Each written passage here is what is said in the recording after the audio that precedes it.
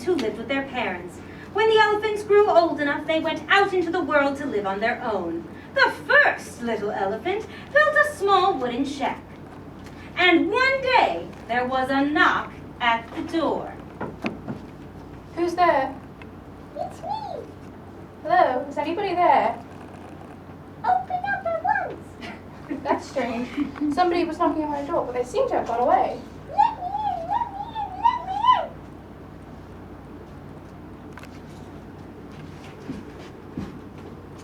The big bad mouse was frustrated, so he wrote a note, a very, very angry note, and he slipped it under the door. And the note read, Squeak, squeak, squeak. I'm the big bad mouse. I'll rip up your garden. I'll tear down your house. I'll tap on your tails. I'll pull on your ears. I'm mighty and mean. I'm the worst of your fears. Oh no, a big bad mouse. I imagine a mouse must be huge, much larger than an elephant. I imagine that it must have sharp claws and big yellow eyes. A big bad mouse on the loose. I must run for my life.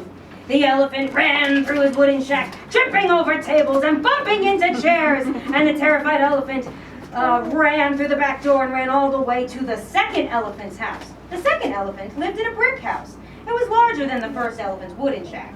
It also had a doorbell, which the first elephant rang. Ding dong. Hello, who's there? It's me. There's a big bad mouse on the loose. Please let me in. Mouse? Never seen a mouse before, but I imagine it must be very scary. I imagine a mouse must be ginormous, with a long tail and sharp claws. Come inside quickly and lock the door behind you. A few minutes passed. The two little British elephants sat in a frightened silence. Suddenly, the doorbell rang. Ding dong. The two elephants looked at each other. Their fear grew. Who could it be? I'm not answering it. Don't look at me. I'm not answering you either.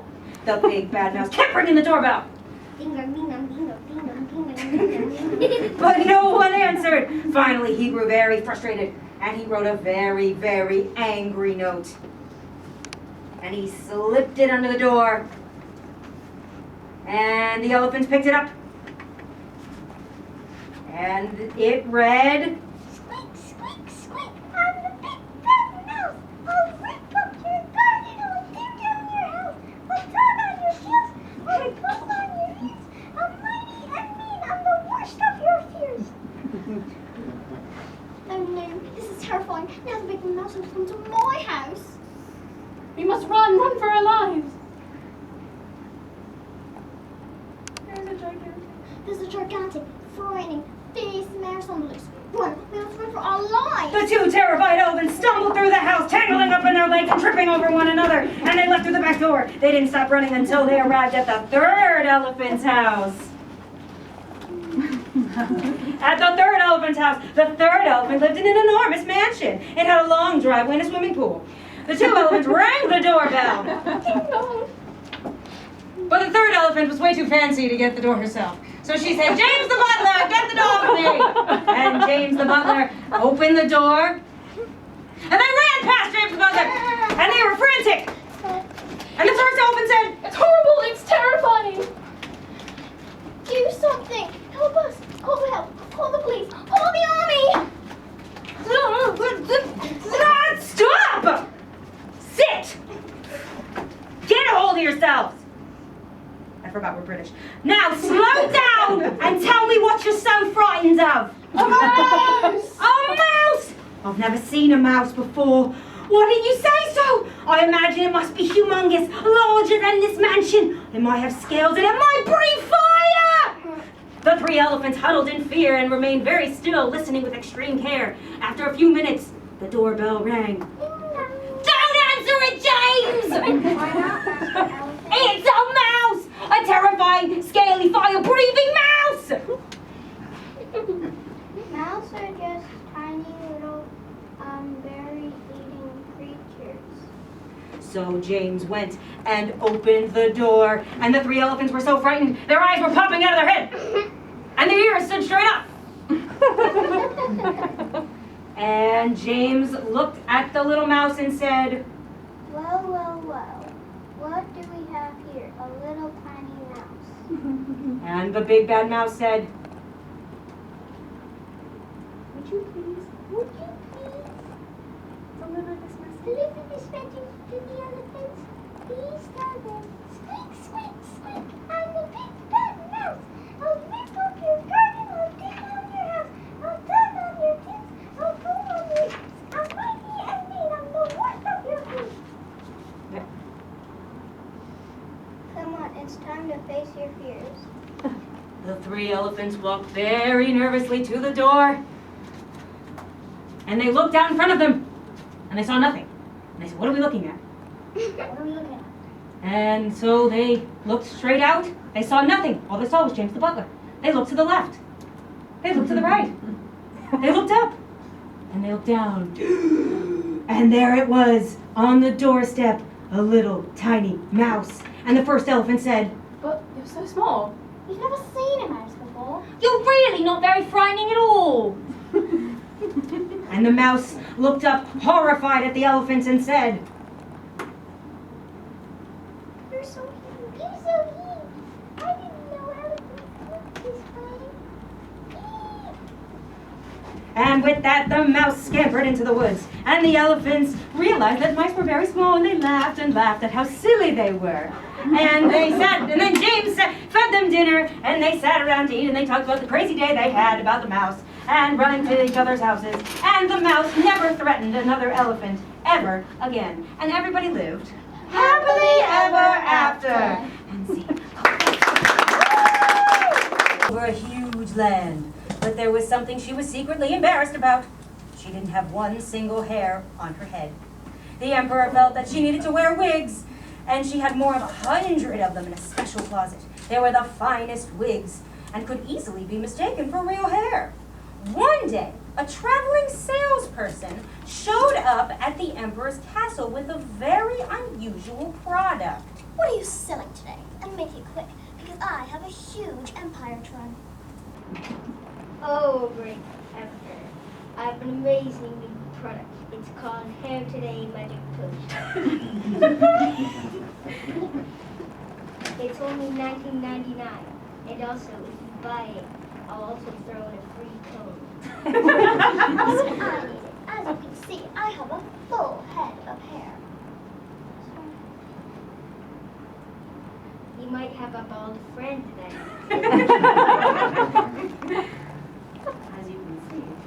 As you can see, I used to be bald myself, and thanks to Hair Today Magic Potion, I grew plenty of hairs. I'll take 100 bottles. It's for my bald friend, of course.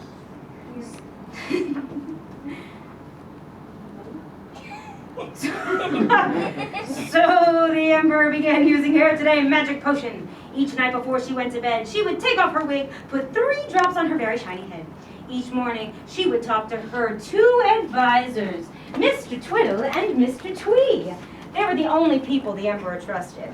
And she would ask them if Hair Today Magic Potion was working. Mr. Twiddle and Mr. Twee wanted to make the emperor happy, but they also wanted to keep their jobs. So they said what they believed she wanted to hear. My trusted advisors, Twiddle and Twig. Is the potion working yet? Oh, yes, you're starting to grow just a few hairs. Only a few? Well, when I say few, I mean like maybe 20. Or maybe 50. They're very nice looking hairs, I might add.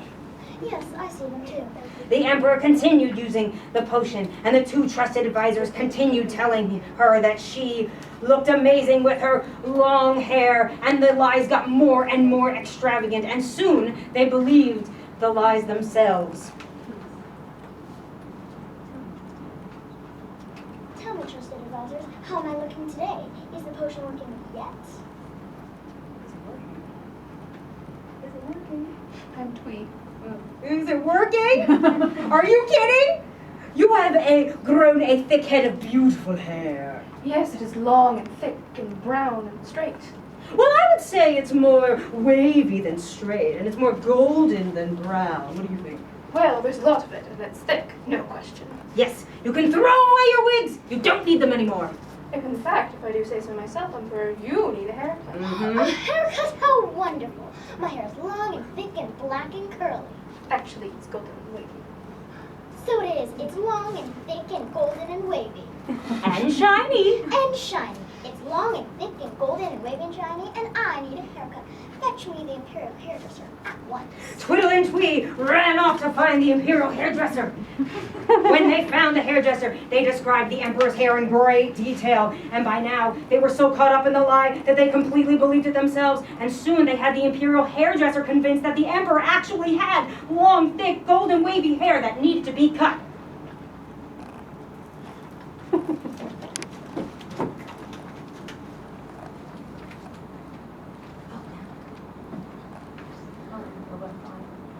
Oh, Emperor, what a fine head of hair you have. Thank you, thank you. Right now, there's just a bit too much of it. It's just a little too long and thick and golden and wavy and shiny. As it is. It will be a pleasure to trim it. I will make it fabulous. And so the imperial hairdresser set to work with scissors and a comb. The haircut required many hours of snipping and clipping and fussing and worrying and blow drying. But finally, blow drying! But finally, the imperial hairdresser was finished. And she said, Now what do you think? Maybe just a little more off the back. the imperial hairdresser got her scissors, and she carefully clipped near the back of the emperor's head. And she said, Now what do you think? Perfect. oh, what a great style. Everyone in the kingdom will want to get the same haircut. And then Twee came out to help Mr. Twiddle. Everyone in the kingdom will want to get the same hair. We should have a parade to show off your new hairstyle. It would be so inspiring for the people in your kingdom to have an emperor with hair such long and thick and golden and wavy and shiny. And so Twiddle and Twee arranged an elaborate parade. And at the tail end of the parade, the emperor marched proudly, and he wanted everyone to gaze upon his beautiful new hairstyle. And she passed through the empire, and everybody called out to the townspeople, everyone, behold the emperor's new hair! And everybody said, ooh. And Twee said, Look how golden it is. Look how thick it is. and the imperial hairdresser said, The emperor's hair is fabulous. and the townspeople said, the emperor's hair is long, thick, golden, and wavy. The emperor's hair is long, thick, golden, and wavy. And then a little boy in the crowd said, The emperor doesn't have any hair. and the townspeople said, the emperor's hair is shiny. The emperor's hair is shiny. The And then, emperor doesn't have any hair. and then the crowd said, the emperor's hair is fabulous. The emperor's hair is fabulous. The emperor doesn't have any hair. The emperor doesn't have any hair.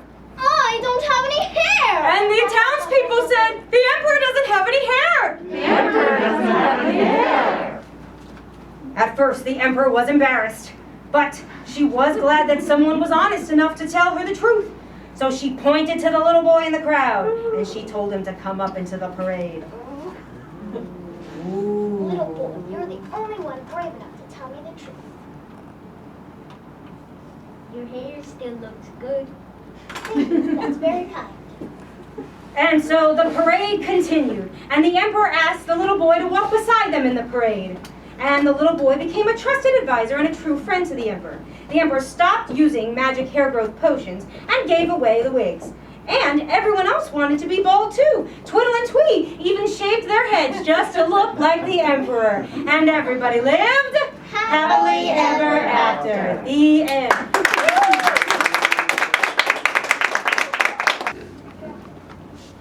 Once upon a time, a mother woodpecker was sitting on 2 eggs in her nest. And Pa Woodpecker was a very supportive Pa. The first egg hatched, and it was a little girl woodpecker named Wilma. But the second egg was much larger than the first one. and it was white and speckled, much different than the first one. And Pa Woodpecker said,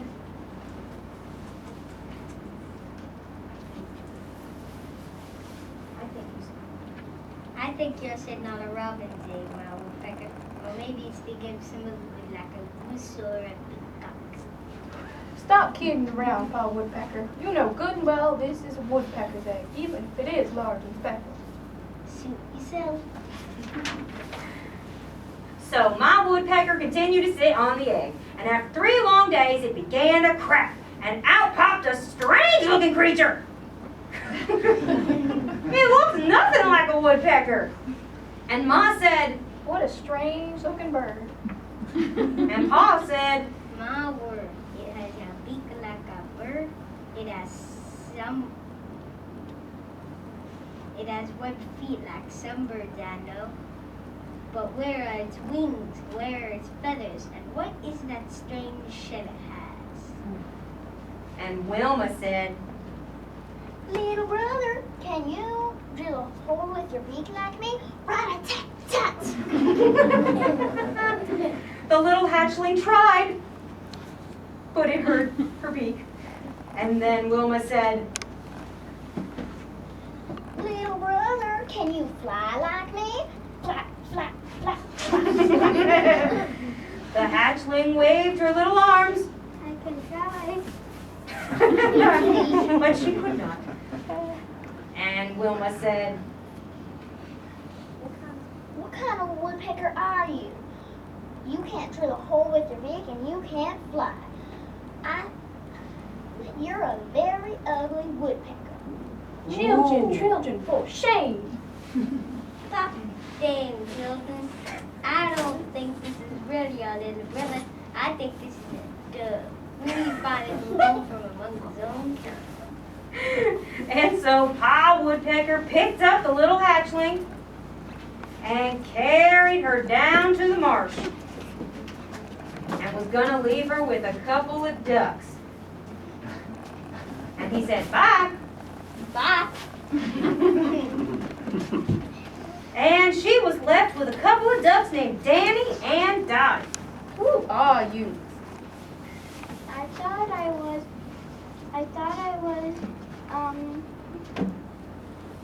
I thought I was a woodpecker, but I couldn't drill a hole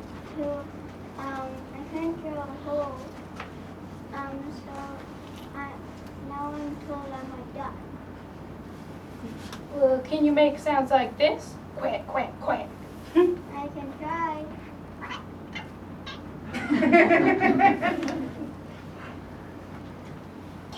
Do you waddle when you walk? I can try. You sure have a strange way of walking. You definitely don't waddle in a cool way like a duck. You don't quack and you can't waddle. I don't know what you are. You're a disgrace to ducks. I think you must actually be a very ugly woodpecker. Yeah, those woodpeckers just wanted to get rid of you. You're definitely not cool enough to be a duck. Aww. The little creature's feelings were hurt. If this is how ducks behave, she didn't even want to be a duck. She moved as fast away from them as her little webbed feet could carry her.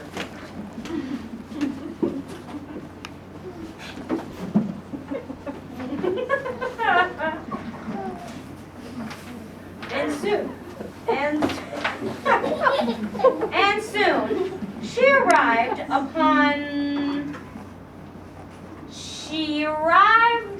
2 turtles named Tanya and Terry Turtle.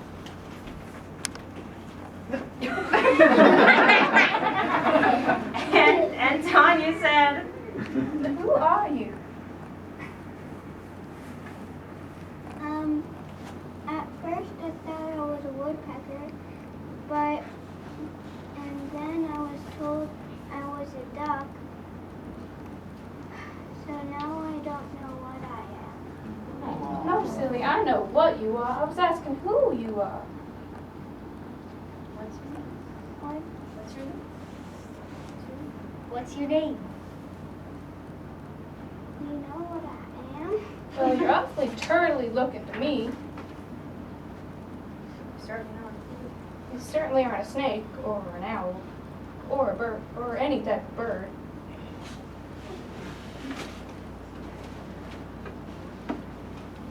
Your turn. No doubt about it. A turtle? How can you be sure? Well, you look just like us. But there's a simple turtle test. Can you pull your head inside your shell? I can try.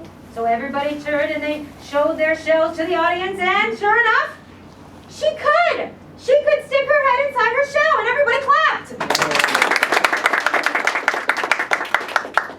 Yep, you're a turtle. Your turn. No doubt about it. And the ugly woodpecker, who is not an ugly woodpecker anymore, celebrated! I'm a turtle. I'm a turtle. And so the ugly woodpecker learned that she was actually a turtle, changed her name to Theodora T. Turtle, was adopted by Tanya and Terry, and was always nice to any other animal, no matter what. And everyone lived happily